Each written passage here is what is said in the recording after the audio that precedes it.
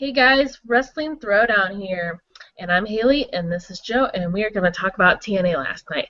Now, TNA moved to Wednesday night. That was the first night it moved. This was the first Wednesday night it moved back to, and I actually think this is good for them. I like it better on Wednesdays. Thursdays just kind of seemed, you had NXT on WWE Network and everything. No, I think this will probably help the reviews a little bit more. I don't think there's that many shows on Wednesday. There was more shows on Thursday, so this will help them with ratings. And Joe just dropped out. He was about ready to say something about it, but yeah, I do think this will help them with ratings for moving to another day. I do feel like Wednesdays are better, and it was a good show. TNA. I do want to talk about them extending their contract. I guess for Spike TV, they I don't know when it was supposed to end, but I guess they got it to the rest of 2014. They at least got it to extend to at least till January now. So that's really good on TNA's part, that it got extended. Joe, what were you gonna say? Yeah, from an overall television standpoint, there's not a lot of sports on Wednesday nights. Like you said, NXT and SmackDown may be moving to Thursdays from Fridays. That's the big rumor. There was a production truck that had that on the back of it, which was all over the internet. The picture leaked all over the internet. So the rumor is, I always felt SmackDown was better on Thursday. Friday is not a good night to watch wrestling. People are going out. People have lives. I felt like it was geared more towards the kid bracket at 8 to 10 on Fridays, where Thursdays they can, play with it a little bit more. And, the other thing is the NFL, which WWE goes head-to-head with the NFL for Monday Night Football, Monday Night Raw, have been doing so for 20-plus years. But TNA did not want to go head-to-head with the NFL, which I believe is going to be on CBS every Thursday instead of the NFL Network, and they're really trying to hype the Thursday broadcast. So TNA, I feel like, mainly made the move. You look at overall programming on Wednesdays, you have shows like Law & Order SVU and, The Voice and Modern Family. So, good television. But overall, you're not competing with a lot of sports. So I think TNA can keep their million-plus views a week and hopefully make a strong push. As you were mentioning with your segue, Haley, they apparently are going to extend them to December through the end of the year, essentially. Yep. Haley? It's going to extend till the end of December. So that buys them some time. But now even though they did tape a lot of shows in advance, and TNA, every time something good happens, two other bad things happen. And we've heard news recently with Davey Richards, one half of the Wolves, apparently breaking his leg. Now, all this programming you're seeing on TNA has all been pre-recorded with the New York tapings. That's why we saw Hardy Sully's last week, the table spot 2 weeks ago with Dixie. Next week, I believe, is going to be the Hardys, the Dudleys, and the Wolves in a triple threat, which should be pretty good. But I don't know when Davey's injury happened, but so you have one of the hottest things going in your company, the Wolves, and you're trying to rejuvenate tag team wrestling. You get the Hardys there. That's cool. But Davey Richards gets hurt, and now this whole situation with Bully Ray, I do want to go further on that on my channel, but to put some brief synopsis on here on the Throwdown. Bully Ray apparently done with TNA. TNA wanted to cut down his contract. Seems very similar to the Sting situation, the AJ Styles situation, the Hogan situation, the Kazarian and Daniels situation, where another big name may be walking away, and, Angle and others may follow after that. But certainly not good news. And they have the whole Hall of Fame thing, too, which you figure they can probably be amicable and get Bully Ray and Devon to appear at the Hall of Fame. But it's just a mess right now, and who knows what TNA is going to look like after Bound for Glory. But we did have an interesting impact tonight, I will say that. Yeah, the whole Bully thing, I was going to talk more about it with his segment tonight, but I guess we can talk about it now. Bully Ray, pretty much, I don't know when this happens, how many shows they have taped before this has actually happened. It just happened, this week. But I don't know how many shows he actually is still going to be on. I don't know if it's a month worth or whatever, however many they taped, I guess. But he is supposedly gone. I don't know if he's going to come back or not. I hope he does, because this is going to hurt TNA. Because this is one of their, obviously, their main guys. The guy that just put Dixie Carter through a table, so obviously people are behind him, and he's one of their, especially now that AJ Styles is gone and everything, this guy is like one of their main people. I mean, other than, you know, Bobby Roode and Austin Aries. But I think this is going to hurt TNA if Bully Ray really is going to be gone, because, I mean, yes, they switched days, and yes, they extended their contract and everything, but now that Bully Ray's gone, and if he really does stay gone, this is not going to be good for them. I hope they don't lose views from this, but I mean, it also gives them time to build up new talent too, like EC3, which they seem to be doing a great job with. We'll talk about him in a minute, but they have been doing and Bram too. I mean, we're going to talk about him too, but he's been moving up there too. So it seems like they're just kind of been pushing away the older talent and pushing up the newer talent, which is good. You know, that's what it's supposed to be. You know, make room for the newer talent, and that's what WWE should be doing.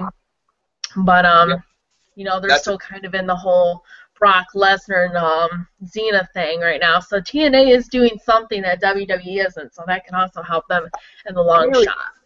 With Brock Lesnar and Cena, which I got no problem with that feud. I think that's an amazing storyline right now. But the Kanes, the Big Shows, the Mark Henrys. I mean, Goldust is in great shape, but he's in his mid-40s too. R-Truth. You can go down the list, you know, and they're going to bring back in Angle. You got RVD, you got Jericho. Half the shows, guys who are in their 40s. It's not just Lesnar, you know. They're younger compared to half of these names. Yeah, that is true. That's very true. But, yeah, the whole thing's pretty crazy. I do like that TNA is putting over newer talent, though. And speaking of which, this, our first match of the night, Bram versus Abyss. And this was Who Gets Janice match. And Janice is obviously Abyss's girlfriend. And I was actually really surprised that Bram won again. I thought they were going to let Abyss win this one, especially since it's Janice on the line.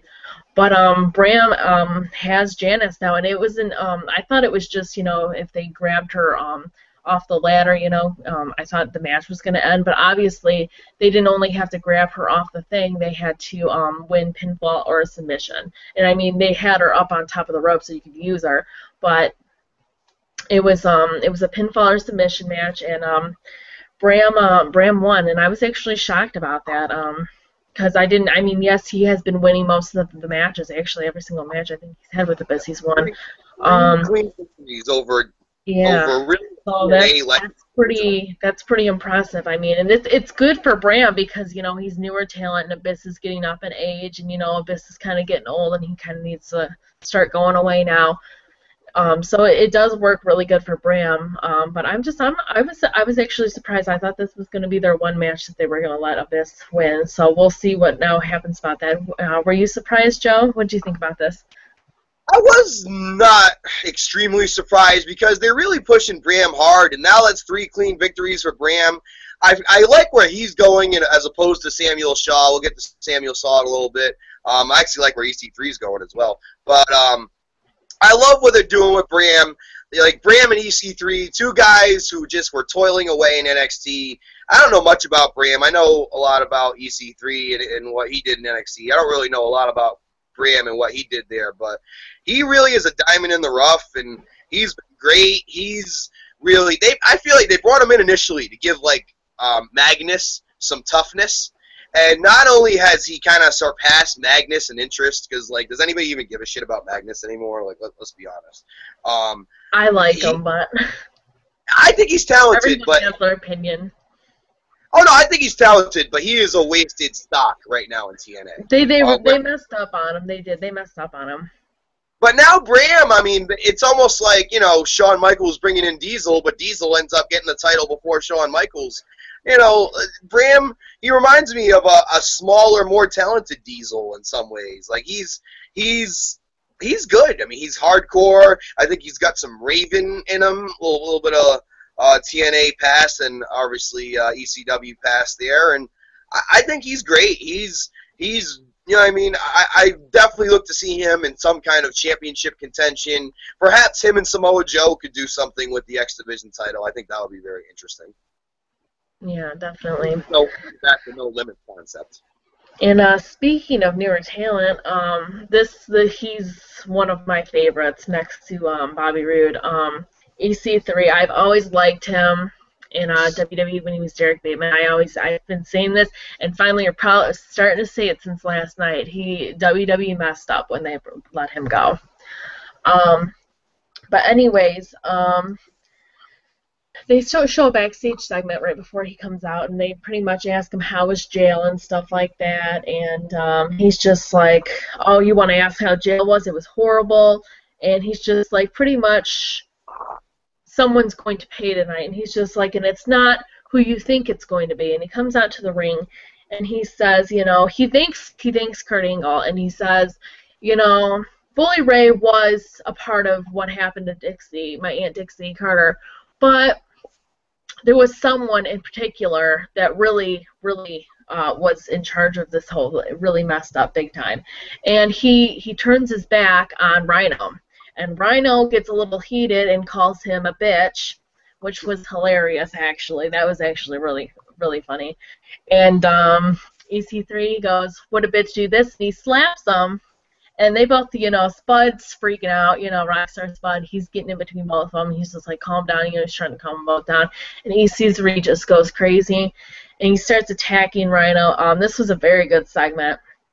Obviously Rhino's the baby face here, but I really wish they would have turned EC3 face. I think it would have been interesting to see him face, but me and my brother both want him to turn face.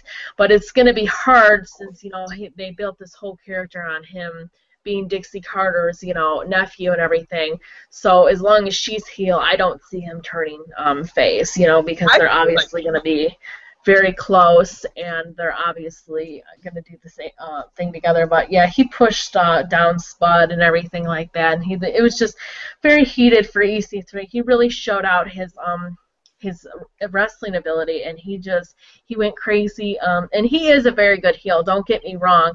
I think I would love to see the fans get more behind him, and I think that's why I pretty much want to see him turn face. But just to see, how it goes out,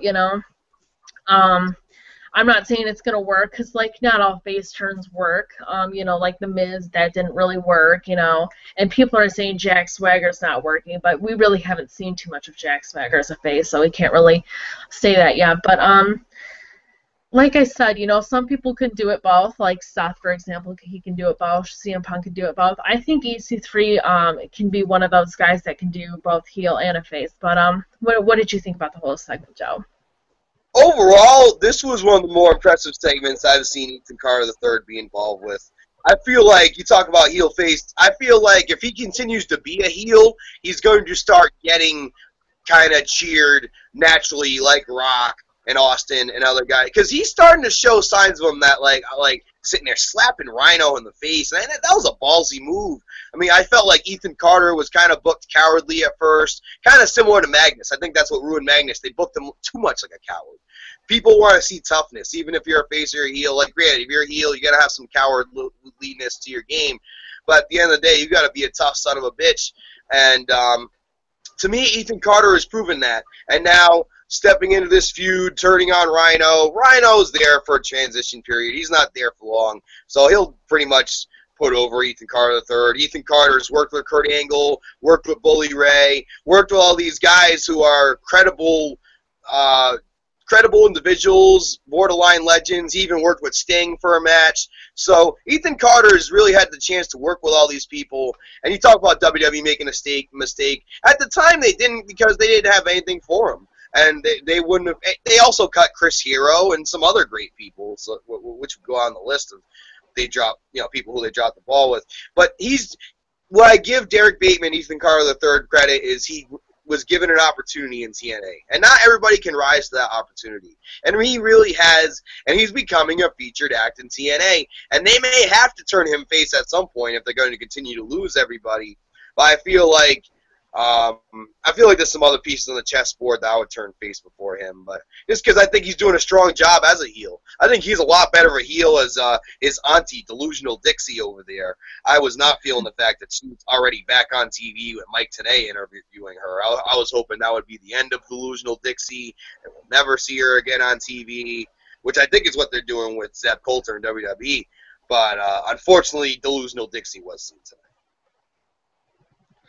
Yeah, the segment was very good, and I'm very happy that they're finally showing the real EC3, because I've always liked him ever since I seen him in WWE. I always thought he was a good wrestler. I always thought he had potential, and now they're finally showing it. So I like proving people wrong, because people always say, these wrestlers aren't good and everything, and then I just say, just you wait, kind of like Heath Slater too. People didn't really believe in Heath Slater, but now he's starting to, win some matches, and they're starting to get behind him. So I do think that's funny how that works out. Yeah. Next is the X Division, X Division match. Low Key versus Samoa Joe, and this was obviously for the X Division title. And Samoa Joe won. No shocker there. Really can't say too much about it. They're just trying to get, I guess, Samoa Joe back up into the main eventer. Well, he always is the main eventer, but I mean, they're trying to get him back into the title picture, and obviously the word is for him to keep it for a whole year and to turn it in and become TNA champion, and hopefully their contract and everything, and hopefully they can be signed on TV to last that long, because if not, well, that's not going to be good for them. But that is supposedly the word, because they want Samoa Joe to be champion again. So I don't know. I'm kind of getting sick of Samoa Joe. I really was never a huge fan of him. I know a lot of people like him, but I don't know. He never really done it for me. I never hated the guy, but I was just kind of like, he was just kind of in the middle for me, and now I'm just kind of getting really sick of him. I don't know. What do you think? Came over from Ring of Honor. He was the Ring of Honor champion. Him and Daniel Bryan were just incredible in Ring of Honor, and so many other guys.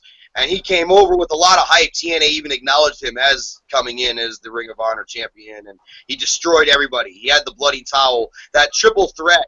I actually just watched Steve Austin's podcast, and he did a review on that famous triple threat with him and Christopher Daniels and AJ Styles. Arguably the greatest triple threat match in wrestling history in the past 15, 16 years. It was incredible triple threat match. And he just kept stealing the show. And then they brought in Kurt Angle.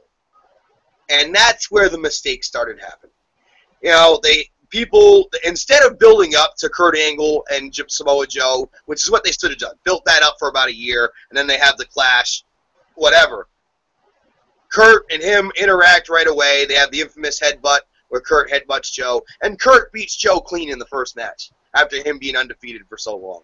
It just kind of killed Joe's aura a little bit, but they built him back up, and I thought when he was part of the original Main Event Mafia, not what you saw last year, but the original Main Event Mafia with Booker and Steiner and all those guys, he had a great feud with Steiner, which kind of brought him into the Main Event Mafia. He did great work. It's when Hogan came in that you started seeing his character get affected, because Hogan and Bischoff didn't watch the TNA product and didn't know what AJ Styles was, and they tried to turn AJ Styles into Ric Flair, and they didn't know what Samoa Joe was, and they just kind of killed him off. For a while, you didn't even see him on TV. They thought because he was overweight, he didn't have the certain look that they came in with that old school mentality. That's why they changed the six-sided ring, and they pretty much raped TNA, not to use a horrible word, but pretty much stripped them of their dignity and their identity. And that's what TNA finally, 4 years later, after getting rid of Hogan, is trying to hit the reboot button. And they're trying to channel back to when Joe was the X Division champ. And, there's no more bloody towel. He's older. I see what you're saying. I'm still a fan of Joe, but I see what you're saying. And, it is kind of a reboot from an old storyline when you really think about it, only adding the option C to it. And can I just beg TNA for something real quick? Can you change the TNA title? It looks like the Divas title and the Intercontinental title had a freaking baby. I hate that X Division title. I've always hated it. It's got googly eyes. It looks like friggin' the Cookie Monster. It's got googly friggin' eyes. Get rid of it and bring back the old title with the red X or something similar to it. I hate that X Division title. Hate. Yeah, my brother hates it too. Oh. Yeah, it's weird. I don't know. I'm not a fan of it either. I'll take the Divas title over that anything. I hate that Divas title. Next is Anderson backstage. he pretty much says that Samuel Shaw, he's known this all along, that Samuel Shaw is a creepy bastard, and Gunner's stupid for letting him out and everything like that. And Samuel Shaw comes up behind him and he says, "Oh, you need to apologize to Gunner for what you did to him." And they just go crazy and they start attacking each other, and this leads them into their match, an I Quit match. And I was actually pretty shocked. Anderson won, and Gunner came out hit during like the first few minutes of it, and he came back in when Samuel Shaw lost. I was actually kind of shocked that Samuel Shaw lost, because I mean they're putting over newer talent and stuff like that, so I would feel like they would put over Samuel Shaw, but they don't. I mean, they're still having Anderson win, and I do have a feeling that they're going to eventually let Samuel Shaw. I mean, I hope they do, because I don't think it would make sense for this feud to not put over him, especially as a baby face. He's the fans are getting behind him now, and he can make a good baby face. They need good babyface characters right now, and Anderson, turn Anderson heel. That's what, and he pretty much is heel right now. I mean. But as for Gunner, I'm not really sure if they're going to put him with Samuel Shaw, or they're going to put him with Anderson and leave Shaw hanging. They can go either way with this. I think it would probably be better if they did actually put him with Anderson, just because I think more fans would get behind Samuel Shaw, and it would build up his character more and put him more over as a babyface. But that's just my opinion. Joe, what do you think? Yeah, I can't disagree too much with what you're saying. What's happening with Samuel Shaw reminds me of what happened with Eric Young a couple of years ago, when they probably should have put the title on Eric Young during the Dope Fire Eric stuff. The crowd was getting so behind Eric Young, and it was almost a happy accident. This Samuel Shaw thing, this is one of the first times I've actually got to see him. I feel like this feud, I've always kind of missed it when I've tried to watch Impact recently. That's the one segment I always miss for whatever reason. And I finally got to see what they're doing. And it kind of confused me in a way, because it's like I was under the assumption that like Shaw at this point was the clear-cut babyface, and Anderson. But Anderson, is he a heel? Is he a face? It's kind of confusing. This whole relationship with Gunner is confusing. Gunner bailed Samuel Shaw out of the loony bin because he felt bad for Samuel Shaw. But like. Samuel Shaw, to me, he's going through so much shit that the fans are starting to get behind him out of sympathy, and people talk about sympathy. And that's one of the main factors for a babyface. You need that sympathy factor for you to get behind. And Samuel Shaw now has that.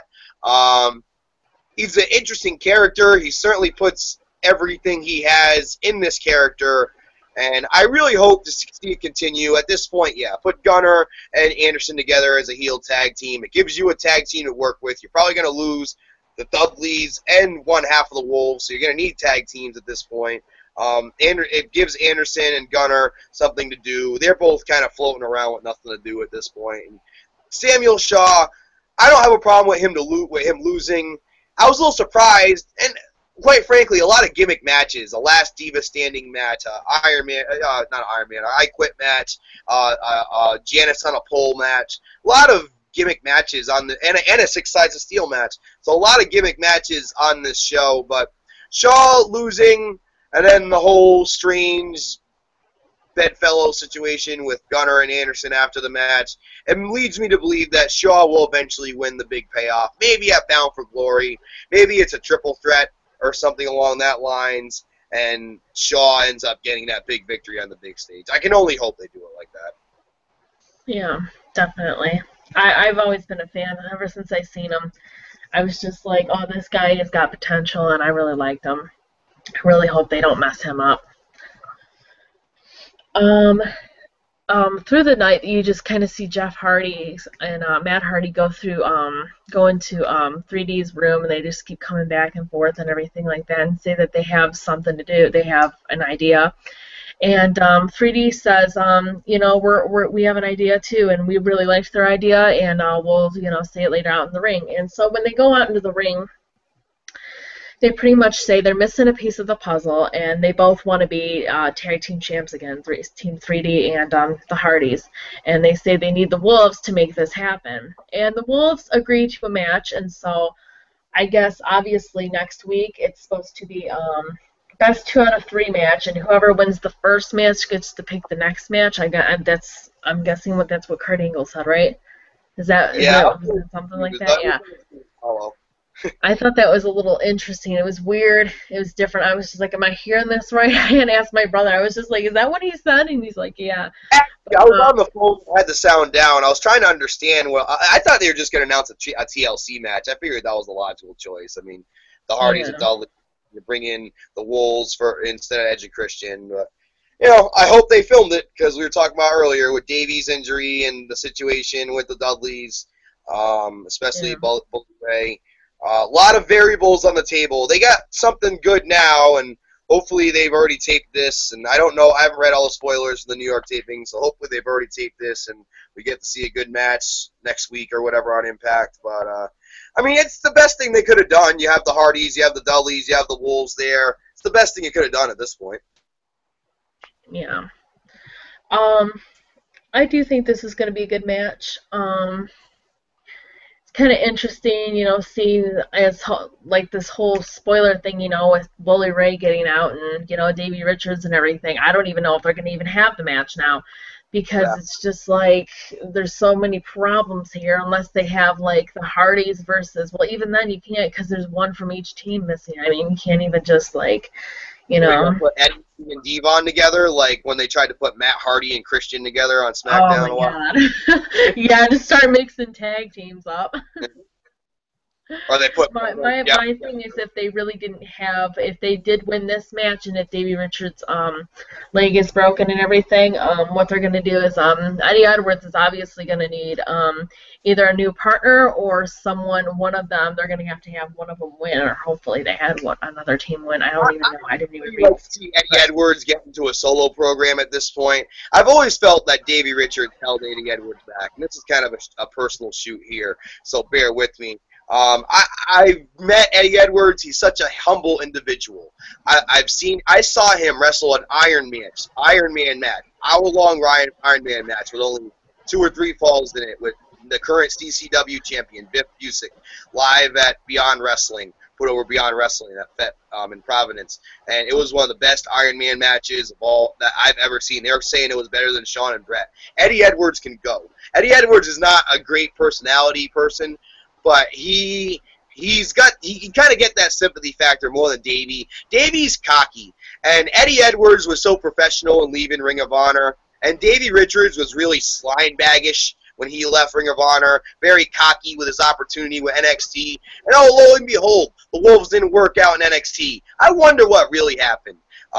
We've never quite got the real story because the Wolves jumped right to TNA, so they weren't able to really do a shoot interview about what really happened in NXT. And I'm really curious if Davey Richards is the one that might have shouted his mouth off or something, because he just seems like he's that kind of guy, where Eddie's more the chillaxed one of the two.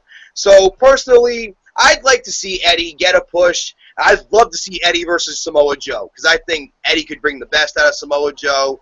I think Eddie would be a much better opponent than Senshi or Caval or Loki or whatever he's going under nowadays. Great worker, but his time has come and gone. I mean, for God's sakes, he competed on the first ever TNA show. He was the second ever X Division champion, defeating AJ Styles. His time has come and gone. Stick to the indies, Loki. I love you. You're great. You've worked some of my friends in the ring. But Eddie Edwards, it's a great opportunity to get him in the X Division and showcase him and Joe. And maybe him and Joe can go back and forth, because Eddie Edwards is a great worker, great human being, great wrestler. I'm putting you over strong. Davey Richards, former Ring of Honor champion in his own right, the guy that Kevin Steen beat. I loved it when Kevin Steen beat him. And Steen was a heel, but he won it in Canada, so it was very Bret Hartish, where Steen got a babyface pop as a heel in Canada. But, man, like, Davey Richards, I ain't crying about you, man. Let's go, Eddie. It's funny that you hate Davey Richards, too. I do not like Davey Richards. And I get so much hate from it. And sometimes I joke, and say, with the whole set thing, and I brought this up before, and my brother's just like, oh, they're probably best friends in real life. I'm like, I don't think so, because Davey Richards, I even said that he seems like he comes off as cocky, and he has a huge attitude problem. And that's exactly what I've seen. And, you know, that's why I don't like him. He's too into himself almost. Like, he thinks he's better than everybody else. He thought he was Ring of Honor when he was there at Ring of Honor almost like over 5, 6, 7 years. I don't know the exact number. But to go out on Ring of Honor and his indie bookings like that, Kevin Steen did it the right way. Kevin Steen said goodbye to Ring of Honor, selected his last opponents, you know what I mean, highlighted them in matches. Really, you know, everybody knew he was going to WWE to NXT, but he did it the right way. Same thing with CM Punk. Same thing with Bryan Danielson. You know, same thing with Seth Rollins. But the way he went out Ring of Honor, and like I said, that whole thing with NXT, it seemed like they were going to get signed, and then all of a sudden they're gone. And you know how political bullshit can fuck you in WWE, and who knows, maybe Davey had a run-in with Triple H or William Regal or someone that you probably shouldn't have had a run-in with, and, you know, they said their work was subpar. Bullshit. They're two of the best workers, and I'll give Davey Richards his due. He's a great worker, but I'll take Eddie any day. Hi, Eddie. That's just I can't stand Davey Richards. I think it's funny that someone else agrees with me about that. And my brother thought I was just acting crazy, and it was just over, you know, the whole Seth thing. But no, I'm just like, no, this isn't just personal. It's just his whole character. That's Davey Richards, Dean Malenko wannabe. Boom. I'm gonna get heated. Next match is the Knockouts match for the Knockout title. Now, this was a really good match. I really enjoyed this match with Gail Kim versus Angelina Love, and this was Last Man Standing, right? Yeah, Last Man Standing. And this was a really good match. I had a feeling Gail Kim was going to keep it, obviously. I didn't think they were going to give the belt back to Angelina Love anytime soon. And I don't know, I really thought this match was very good. One of you know, Gail Kim always puts on really good matches, and so does Angelina Love. I like both of them. I think they're both great. You know, as I've said before, you know, the Knockouts are so much better than the Divas right now. They have you know, Taryn Terrell, even though I don't like her. Gail Kim, Angelina Love, even Velvet Sky. Velvet Sky has been getting good in the ring too. You know, Velvet's been able to work, but they've kind of limited her with the pretty gimmick. If you go to her Talia something gimmick in the Indies, she was really a strong worker. They just kind of gave her the John Cena treatment and watered her down a little bit. Yeah. But Angelina's a great worker, great match. I love this match. You know, this is again kind of like the Low Key and Joe, where they're kind of turning back the page with the beautiful people and Gail. But you know what? Out of respect to the TNA Knockouts division and title, it's great to see them get that respect still. And like people like Brittany and like Taryn Lynn Terrell need to go through these, and Madison as well has been feuding there. So they've been having a good mix there in the Divas Knockouts division, and enjoyed this match. And I thought of all the gimmick matches that they had tonight with the last Knockout standing, and Janice on a pole, and Six Sides of Steel. I enjoyed this one the best out of all of them. Yeah, this was my favorite match of the night. This was a good match. And last but not least, this was for the #1 contender. It was cage match, and whoever escaped first was the #1 contender. The first time we've seen Six Sides of Steel since the six-sided ring has returned to TNA. Yeah, it was pretty interesting. I think this was the first time I've actually seen this in TNA, because I've been taking a few breaks from TNA. Like, I watched it back in like 2009, then I took like a year break, and then so I think this might have been the first time I've seen this. It was interesting though. James Storm, which I thought that was funny that they just threw him in there because they don't have anything else for him. Bobby Roode, Eric Young, Austin Aries, Magnus, and Gunner. I thought it was interesting. Gunner was in here too. And obviously what happens is Bobby Roode and Eric Young get out at the same time. So obviously they're going to have a match. Obviously. It did look like Bobby Roode got out a little bit sooner than him, but obviously they obviously aren't going to do that on purpose where they have a match. And obviously I definitely see Bobby Roode winning, not just because of the month ahead, but it's just he's been feuding with MVP and everything, and he's been feuding with Bobby Lashley, and Eric Young already had his chance and everything, and Bobby Roode really hasn't had his chance yet. So that's also why I think, even if I didn't read any kind of spoilers or anything, you could kind of just see that, Bobby Roode would be the obvious choice to win this match. And in my opinion, he's better than Eric Young. I like Eric Young, but Bobby Roode is definitely the number one. Great TNA original, but was a horrible TNA World Champion, and that the last two champions they've had have not really been strong champions. Yeah. Mag was intended to be a strong champion, but the way they booked him, he looked really weak, and pretty much. And then EY, he did the best he could. You can make the argument EY's title reign was more impressive than Daniel Bryan's title reign. Ooh, let's get the Marks pissed off now, but Eric Young, the ratings spoke for themselves. He did not draw as a champion, but I like how him and Agnes are being featured in these matches, kind of giving them respect as the last two TNA champions. And obviously Bobby Roode's building up to this feud with Bobby Lashley, and Bobby Lashley, say what you want about him, I think he's been a very credible TNA World Heavyweight Champion. It's interesting that both companies have an MMA guys as their champion at the moment. I think Bobby Lashley has done a good job and done some of the best work of his career, really hasn't got the credit he deserves. He's got Kenny King there, and he's got MVP talking for him. But I feel like Bobby Lashley has come a long way from what we saw him in WWE 10 years ago, or what it seems like now, 8 years ago, whatever it was. Yeah. Like I said, no hate for Eric Young, but I wasn't a fan when they really made him the champion. I know a lot of people really liked it, but let's be real here, they only did it because of the Daniel Bryan thing. They wanted people, they said, TNA probably thought that, if people really like Daniel Bryan being champion, they'll love Eric Young champ. I always said that Eric Young was more of a mid-carder. I know a lot of people like him and everything, but he's not a bad wrestler. He's not a bad wrestler at all, but it's just he's better off as a mid-carder, I think. I definitely think it was a mistake.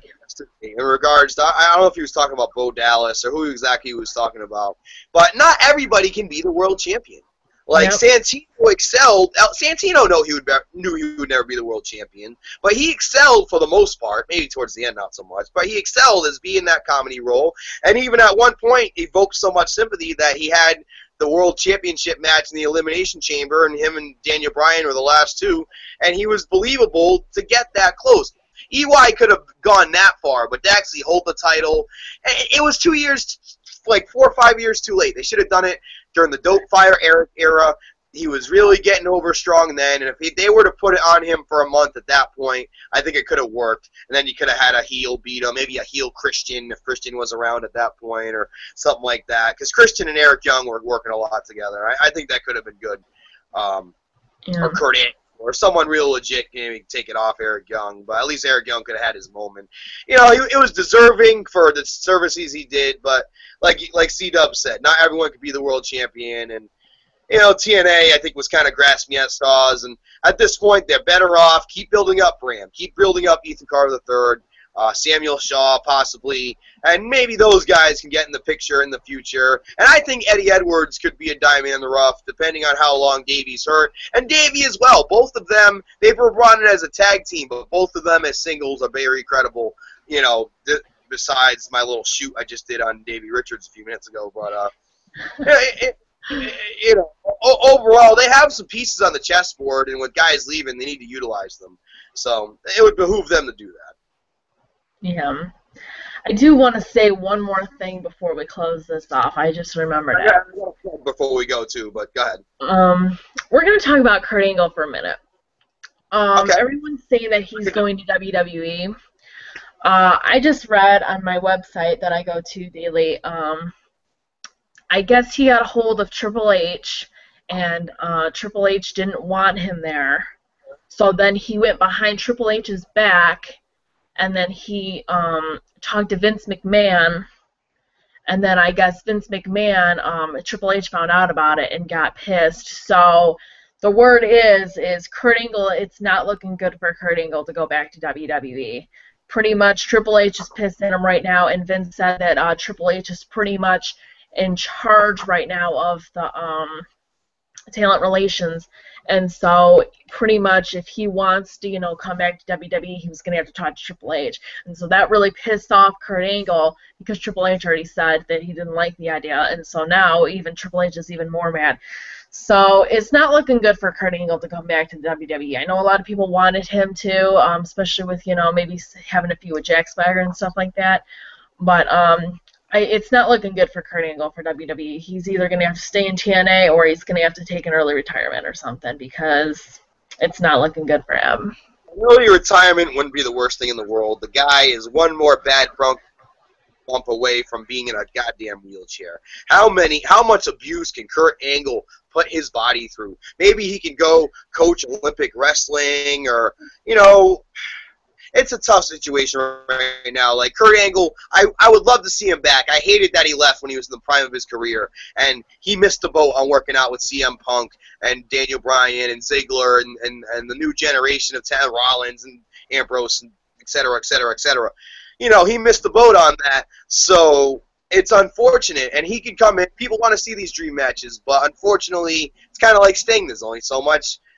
He's probably only got one match. How much can Kurt Angle really do? Is it going to be just a one match with Jack Swagger? I don't know. And this is really interesting, Haley, because I've seen a lot of shoot interviews with Kurt Angle in the past, and there's been a lot of heat in the past with Kurt Angle and Triple H and Shawn Michaels.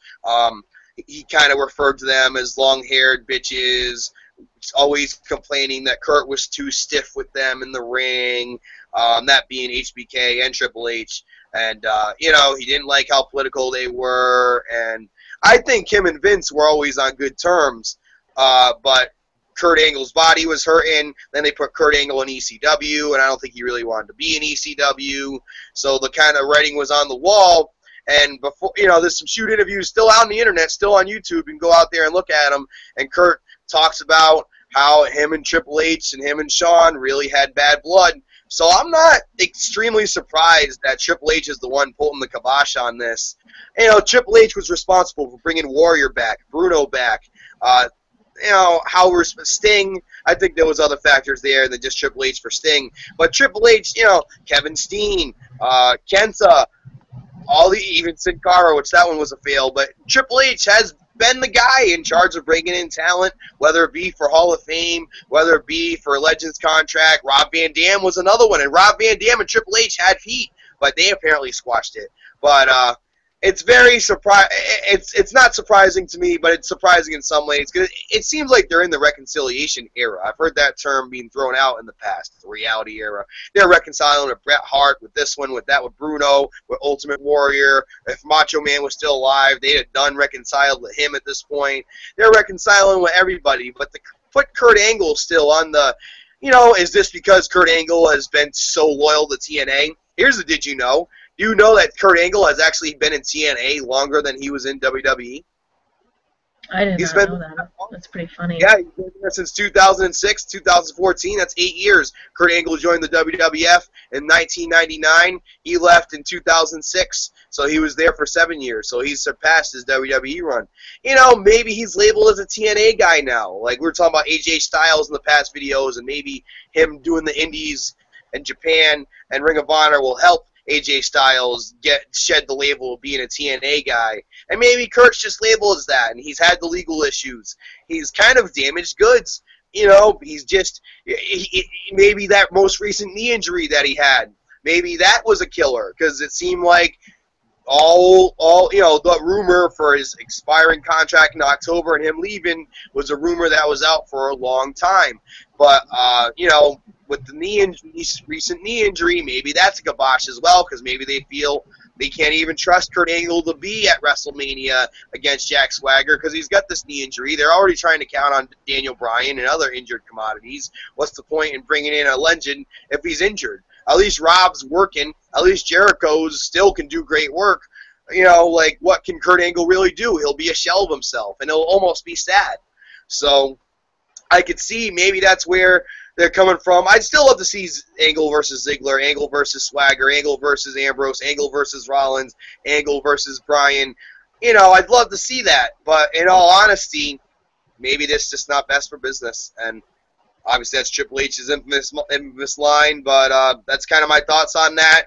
It's unfortunate. I'd love to see Kurt back, but there's only so many spots. We were talking about it, and for every legend that they bring back, a Rob Van Dam, a Jericho, that's holding a spot back from Sami Zayn. That's holding a spot back from Adrian Neville, from Kevin Steen, from Kenta, from Devitt, from everybody who's busting their ass on NXT and trying to earn spots on the main roster.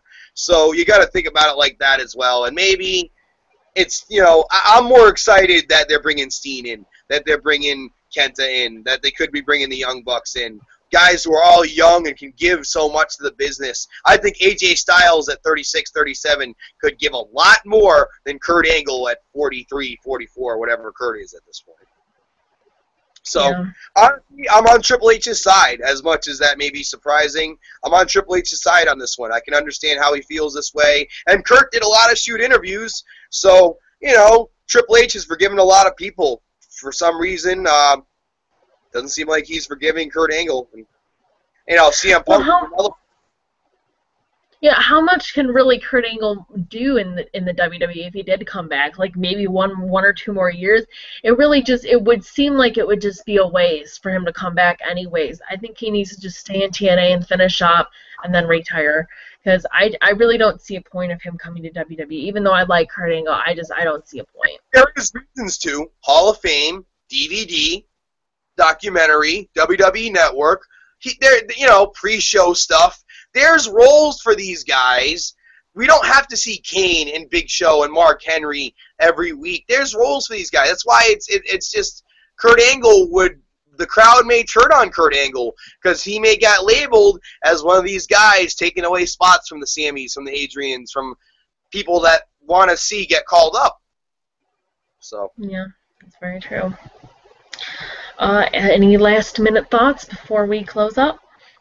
I would like to plug a few upcoming shows, if I may. Anybody who is listening right now live or who may listen on Wrestling Throwdown on YouTube, make sure you hit that subscribe button and hit the like button on the YouTube while you're there. But anybody who may be listening or watching, I want to plug a few shows coming up in the Rhode Island area that I will be a part of. Tomorrow, the 4th annual Summertime Super Show, presented by Mason Marks. You're going to see talent from RICW, from RWA, and from other promotions. I'm not even sure. This is presented by Mason Marks, who's been a figure in the wrestling community, Rhode Island wrestling community the past few years. A man who was a good friend to me, and I'm proud to say me and him buried our hatchet. We didn't really speak for about a year for reasons extenuating from the business, and I'm really glad and proud that I have his friendship back, and I'm really proud to be part of this show tomorrow. It's going to be 1 to 4 p.m. in Central Falls, Rhode Island at Jenks Park. It's going to be outside. There's going to be a lot of kids there. I'm hearing there's actually going to be, I'm actually nervous about this, some big indie names that may be coming in the crowd. Thanks, Jamie Tucker, for that, if you're listening. But, it's going to be a great show to be a part of. I'm going to be wrestling one of my favorite opponents of all times, Jason Frost, Cold-Blooded Jay Frost. It's going to be Joey Dice versus Jay Frost tomorrow at the Summertime Super Show, 1 to 4 p.m. This is live and free. There's going to be a bunch of kids there. And wrestlers, if you're listening, you want to be a part of this, contact Mason Marks and be part of this because this is for a good cause for the youth in Central Falls. Following that, Saturday, this Saturday coming up, what's the dates? I'm sorry. This Saturday, August 23rd, RICW will be live from 12 to 4 p.m. I will be there. The Ignited Joey Dice, as well as champion Brian Sire, Inner City champion Jamie Tucker, John Parrish himself, a.k.a. Xander Stone, Izzy Starr, Alex Stone, and the rest of your favorite RICW cast and characters, Johnny Marinelli, Chaz Marinelli. They're all going to be there live, and it's going to be a free show, 12 to 4, 681 Broadway, Providence, Rhode Island, at the RWA Chop Shop. Check out RICW live and free, and don't forget the big show coming up, folks. And this is my last plug, October 4th. RICW proudly presents a music and wrestling production, drumsticks and drop kicks. This is going to be $10 admission. Tickets are going fast. notable indie worker from New England, the Devil's Reject, Brandon Webb, will be on the card. It is rumored that he may be taking on our Universal Champion, the franchise Brian Sire. This match is still to be rumored, but by all accounts, it looks like this match is going to be happening. Also on the match, the hybrid Tyler Sexton, who has been featured on XWA out in Rhode Island, in ETWA in Vermont, in RICW. Proud to say, I actually personally brought that man into RICW. Proud to say that. He's a great talent. He was part of TNA Gut Check. He's going to be wrestling from the Midwest, and everybody from Wisconsin and Detroit and Indianapolis. If you're indie fans, you may know this man. The Chicago Muscle, Jonathan Smash, going to be flying in from the Midwest, taking on Tyler Sexton. I'm going to be involved in a tag team match on there. We're also going to have a ladder match for the Warzone title. Tickets $10. It's going to be live music there as well. Come through and support. It's going to be a big show. 65 Manchester Street, West Warwick, Rhode Island. Bell time is at 8 p.m. Saturday, October 4th. Doors open at 7. So get your asses down there and hashtag support your local independent wrestling. That's all I got. Sounds awesome. Don't forget, guys, you better go there. It sounds awesome. I definitely would if I was in the area. All right, guys. Well, TNA was actually pretty good today, I thought. And don't forget to subscribe to Joe's channel. I will put that in the link. And don't forget to follow us on Twitter. I'll put that in the link. And don't forget to subscribe and like this video. Thumbs it up. And don't forget to join our group. I will put that link in the description too. See you in the next one, guys.